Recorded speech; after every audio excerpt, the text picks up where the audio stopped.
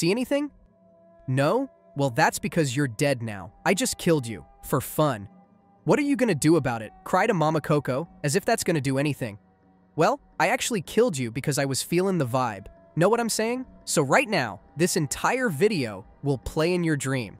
But this is just a baby move compared to what these people did. Emperor Nero. This man had the word evil coursing through his blood. His uncle was Caligula, but Nero was the evil squared version. When Nero ruled, he assassinated his mommy Agrippina in a quote-unquote shipwreck in 59 AD. When mommy Agri survived, Nero was like, "You alive? Now you're not," and had his agents kill her. If you're not getting it yet, this dude was the law back then. You're suspected of being against him like his stepbrother Britannicus? You're immediately dead. Right there. On the spot. Dead. Nope, no trials needed. You're just dead. 64 AD came, and the Great Fire of Rome happened. If you don't know what that was, it was basically a fire in Rome. That's great. So, like, Great Fire of Rome. But it happened for 6 days that Nero's palace, the Domus Aurea, became a bonfire for the rest of Italy to see. Oh no, my palace that I wanted to burn got caught on fire. It totally wasn't my fault that my palace got toasted. This must be the work of the Christians. Was something he probably said because he blamed the Christians for it, since they were the new kids on the block. So what did he do? Great job. He gave Christians a Holocaust treatment. He arrested all of the Christians, then tortured them in the worst possible way y'all can imagine. He covered them in tar and set them on fire. So much for a streetlight. He also crucified them like Pontius Pilate did with Jesus, and then if they didn't die with that, they'd get thrown into arenas and let them start running for their lives. What were they running from? You know, the normal bears. Lions on the weekends. These things that Nero did to the Christians because he wanted someone to blame was a warning to all people that Christianity was bad. Killing was a warning back then. Great job, Nero, and now you're dead.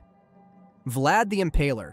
Vladdy Boy, or Dracula for those who wanted a scarier name for him, ruled a part of Romania called Wallachia from 1456 to 1462 and did a cameo ruling in 1476. From his name alone, you can already tell what his favorite method of doing everything was. Impaling. It's when you start stabbing a person from their private area until the pointy part of the wood goes out, wherever it goes out, and you leave the person there till they die. Vlad did this on a larger scale when a lot of merchants supported Vlad's rival and impaled hundreds of these merchants outside the town for having the free will to hurt his ego. Although that's not the only time he'd do this, duh. In 1462, the Ottoman Empire was becoming too confident that they can conquer the world and decided to invade Wallachia. Vlad was like, "Oh no, you're not going anywhere without a stick through your bodies," and impaled about 20,000 Ottoman prisoners. He was like this to basically everyone. Allies, enemy, own people, you're getting impaled. Vlad? Excuse me, so there's been a lot of people dying by your sticky sticks. I'm all up for that, but it's beginning to stink like hell in here. I don't want that smell by tomorrow. I'm a noble, so deal with that. Got it? You are not going to believe this, but Vlad the Impaler actually followed the noble dude's wish to not smell the corpses anymore. Just not in the way the nobleman wanted to. Vlad impaled the dude higher than everyone so he quote-unquote doesn't smell the stink anymore. Wish granted, huh? Well, it would be boring if he only wanted people to fear him using one way of torture. The trend's gonna wear out sometime soon, like every single TikTok hype. So he still kept the impaling, but minimized it and switched to cutting people's noses, limbs, and ears instead. The genius in him probably thought those tortures weren't enough yet, so he ordered families to eat dinner next to their impaled family member and hopefully have a bon appetit. Some people in Wallachia actually saw this as Vlad's way to protect his region. Tough love it is then. Elizabeth Báthory. How do I say this? Elizabeth Báthory was a sick person, like not health-wise, but just with what she allegedly did sadistically. She was known to beat young women that she baited for a good pay for being a castle servant close to death with BDSM things, like whips and iron tongs. What a kink. Then she'd go deeper to that kink by stripping these young girls naked and pour them some cold water in the freezing 16th century Hungary. Some even say that she pierced needles to their lips and fingernails because she just felt like it. Is this still a kink? But nothing was actually done about it. Why would they bother? These girls were peasants. And then the most famous one that she was known for wasn't actually proved, but if it was real, oh, say can you see, by the dawn's early light. She would ask her accomplices to kill virgins and take their blood so she can take a bath in it and keep her youth and beauty. A literal blood bath. What in the world? In 1610, King Matthias II of Hungary finally saw this after a long time of being oblivious about what's happening to his kingdom and started investigating it.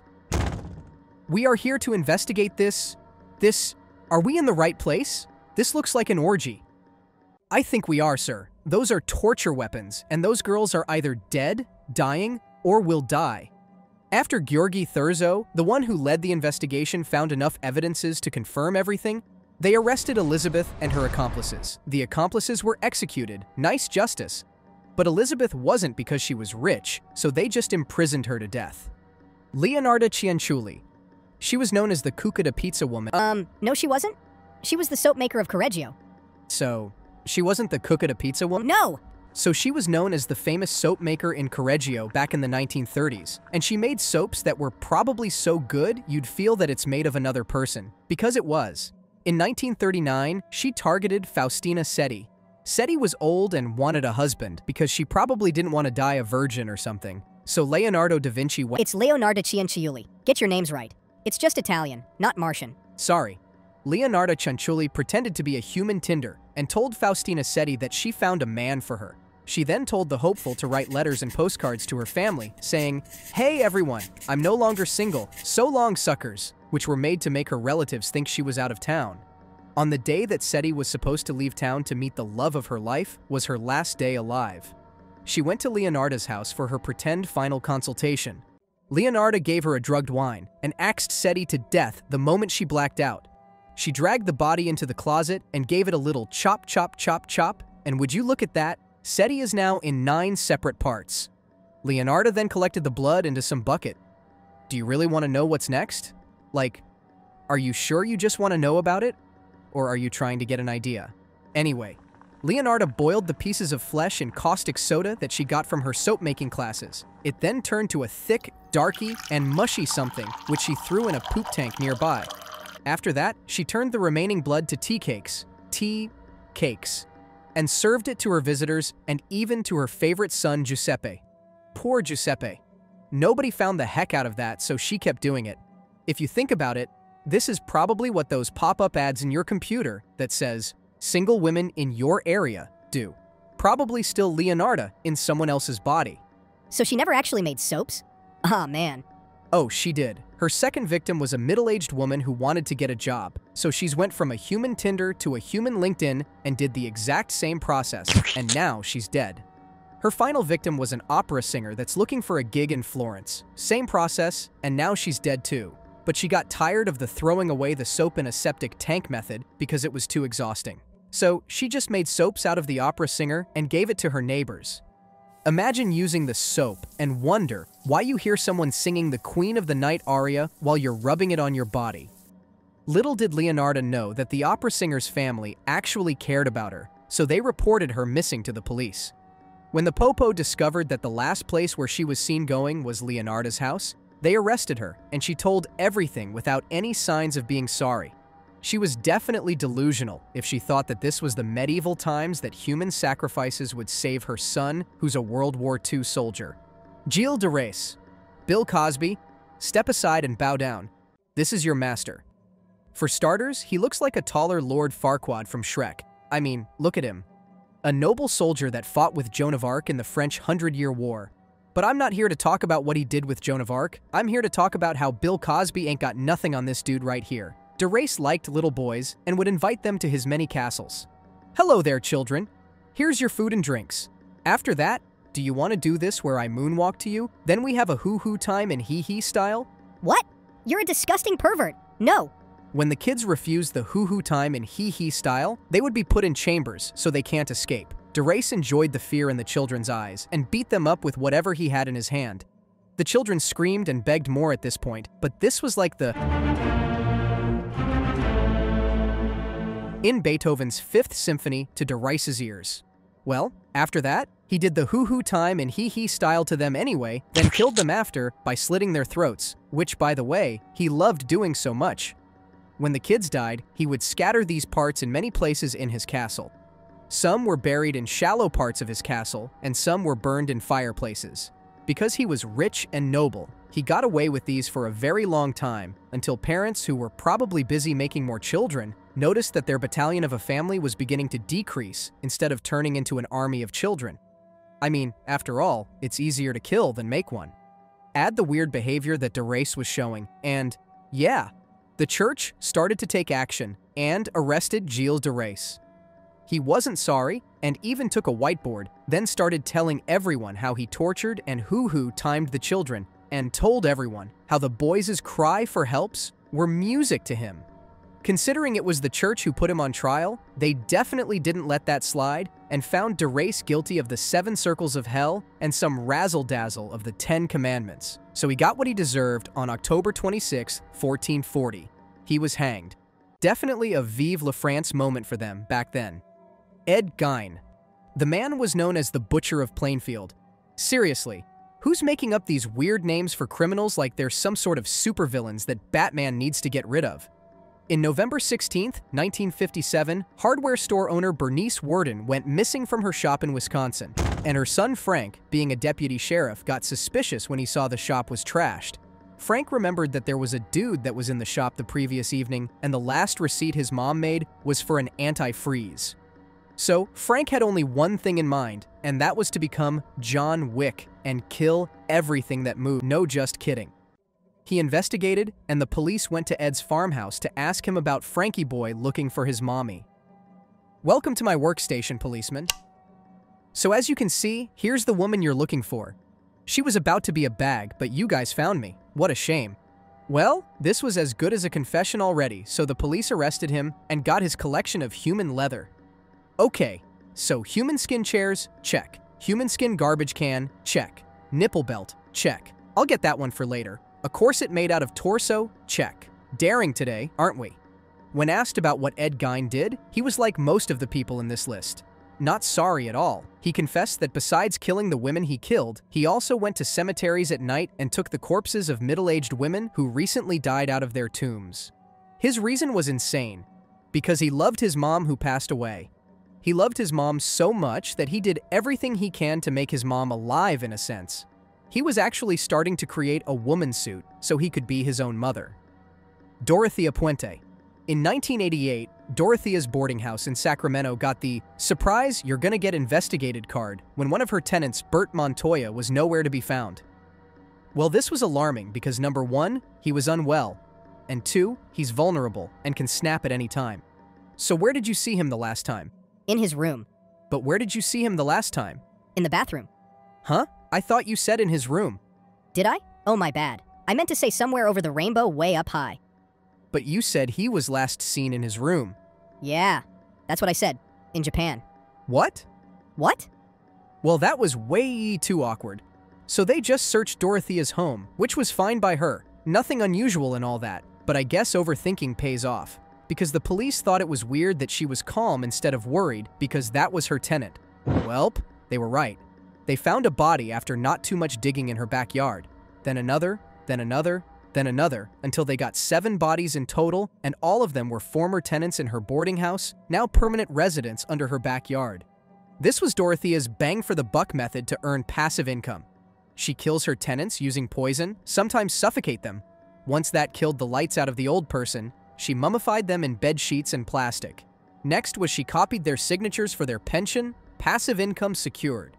Well, you ain't getting a parole out of this, ma'am. Nope, nope, nope. Life sentence and adios. Mikhail Popkov.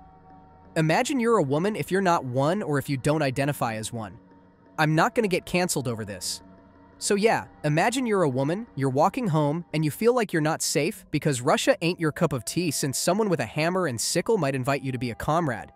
But don't worry, it's not someone from the KGB, it's a cop who wants to give you a ride home. Unfortunately for you, the cop was Mikhail Popkov. This was how he baited his victims into thinking that, it's a cop, I'm safe, I'm gonna get home, when it was really a it's a cop, I'm gonna get murdered type of situation. Mikhail would drive the women that are oftentimes young to hidden areas. Once they were there, it was time for Mikhail to go Wolverine. He'd attack these women with things like knives, axes, screwdrivers. And even if the metallic things weren't there, His hatred for women made him go ooga booga and just used sticks. To give you a visual, here's a stick woman, here's a knife. My editor would close their eyes and just slash the woman blindly using the knife. Editor, are your eyes closed? Okay, go. Okay, that's enough. Yes, please open your eyes. I need you to draw the next scenes. And as you can see, my editor did exactly what Mikhail Popkov did. Now this stick woman is either dead or gonna die. Mikhail Popkov had so many choices, like let the woman live and let it go, kill her, and many more. Basically, so many things. He chose all of them. He'd sexually abuse the woman just before they died. If they were already dead from so much of the attacks Mikhail did, he'd say, hey, a hole is a hole if you're brave enough, and do it anyway. There's a word for that. Necrophilia. Want to know why he did these killings? It's because he hated prostitutes, and women in general. Just that. Being someone who is a law enforcer, of course he got away with it. So when bodies were found, everybody was so mind-boggled. What kind of monster did this? These? Well, you did those. Are you stupid or something? Do you want to get sliced too? It took so long for everyone to know what really was going on. Until 2012. DNA technology. Oh yeah.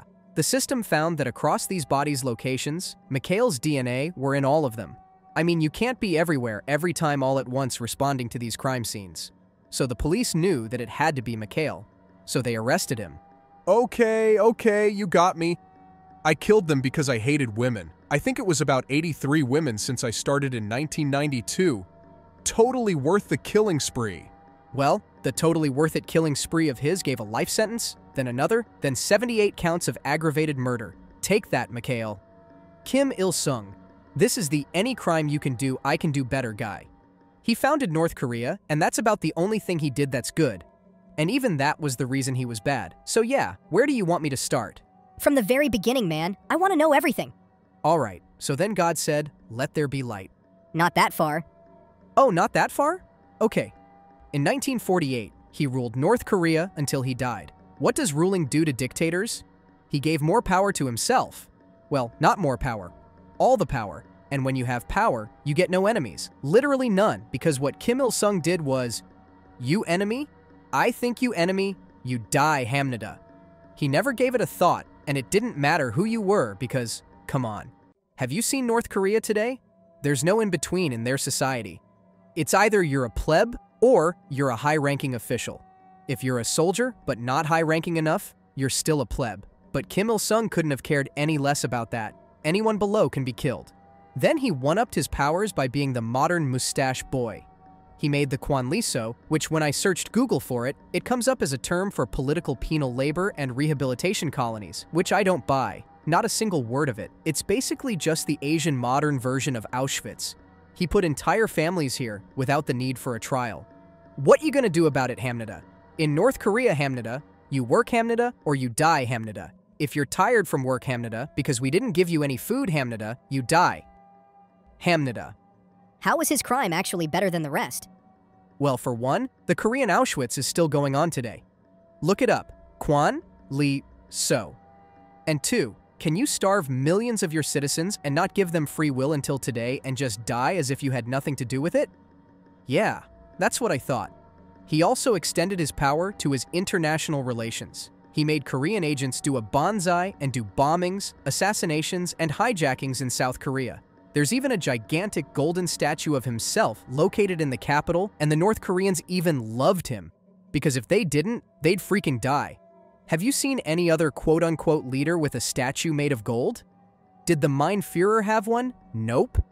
Did Mussolini have one? Nope. Did Stalin? You get the point. So, to tell you the truth, you're not really dead. Open your eyes. See? You can see me. I'm not John Cena to you. I just put you to sleep for a while so I can find time to get all my buddies here. Look at them. So I have Kim Il-sung, Mikhail Popkov, Dorothea Puente, Ed Gein, Gilles de Rais, Leonardo Cianciulli, Elizabeth Báthory, Vlad the Impaler, and Nero. Say hi to them. Well, in case you haven't realized yet, it's kinda scary having these many criminals in one room, but I'll let you have the honors of having a choice. A. Every one of my buddies will jump at you all at once. B. Everyone will go out and pick a criminal of your choice. Or C. I'll ask the Mein Führer to lead all of them, which I'm telling you will not be a fun ride. I don't hear an answer, so I would assume it's C. Okay, I'll ask the Führer to come down in here. Don't worry, I'm not too evil. I'm not going to kill you. But if you haven't noticed yet, You're not on Earth anymore. Good night.